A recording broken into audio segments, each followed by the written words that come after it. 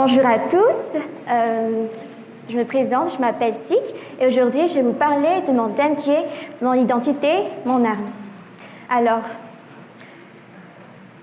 vous vous posez certainement la question pourquoi j'ai choisi ce thème et en quoi consiste ce thème. En fait, je suis convaincue que la vie est un combat, la vie est une aventure où la seule arme et la seule chose qui va nous accompagner tout au long de notre parcours, c'est nous-mêmes.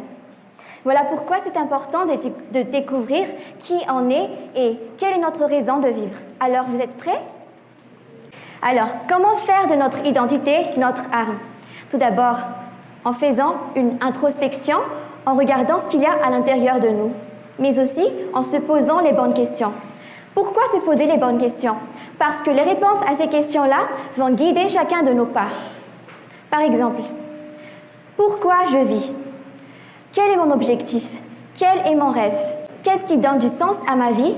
Avec qui je veux avancer? Mais aussi, quelles sont mes forces et quelles sont mes faiblesses? Quelles sont mes forces et quelles sont mes faiblesses? Pourquoi j'insiste sur ce point-là? Parce que nos faiblesses peuvent être un obstacle à l'atteinte de nos objectifs.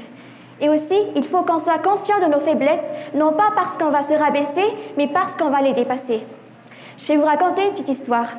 Avant, j'étais une fille très timide, mais je savais quand même que j'avais de bonnes idées. Mais je n'osais jamais partager ces idées-là.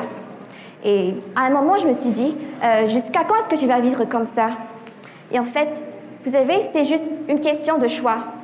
C'est une question de choix d'accepter que, oui, j'ai mes faiblesses, je suis timide, j'ai un peu du mal à m'approcher de cette personne-là, j'ai un peu du mal à communiquer avec ces gens-là, mais qu'est-ce qu'il y a au-delà de ça?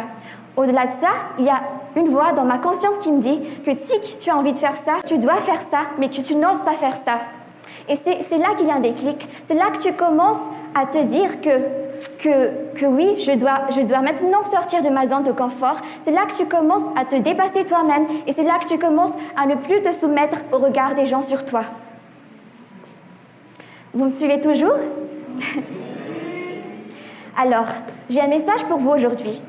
Toi, sache que parmi les 7 milliards 800 millions, je ne sais pas, de personnes sur cette terre, tu es unique. Qu'est-ce qui fait que tu sois unique? Tu as tes propres talents et tes propres dons. Les talents et les dons, ce n'est pas forcément savoir chanter, savoir danser, c'est ce qui te caractérise des autres personnes. C'est ce qui te différencie des autres personnes. Peut-être que tu es un peu plus à l'écoute des gens que les autres personnes. Peut-être que tu décides juste de te partager de l'amour et du sourire autour de toi parce que tu en as beaucoup. Tu as des forces et des faiblesses. On en a déjà parlé tout à l'heure. Tu auras tes propres succès et tes propres échecs. Et laissez-moi vous dire une chose, le succès n'a pas de définition, car le succès est propre à chacun. Pour une personne, ça pourrait être devenir médecin. Pour une autre personne, ça pourrait être fonder une famille, avoir un bébé et de petits chiots avec. Pour une autre personne, ça pourrait être juste avoir la paix intérieure et voir ses proches être heureux.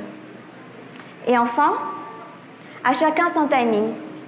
Dans la société actuelle, les gens ont tendance à comparer leur parcours avec les autres personnes, alors que chacun son choix. Il y a des gens qui peuvent dire en ce moment, Tic, à ton âge, à 21 ans, les gens ils sont mariés, les gens ils sont fiancés, ils ont leur bébé, alors que toi tu es sur une scène en train de parler de je ne sais quoi. Et enfin, pour terminer, j'aimerais juste vous encourager à découvrir qui vous êtes, à découvrir pourquoi vous vivez et enfin, à accepter vos défauts, vos faiblesses, mais d'être conscient qu'au-delà de ça, vous avez des objectifs et des rêves à accomplir.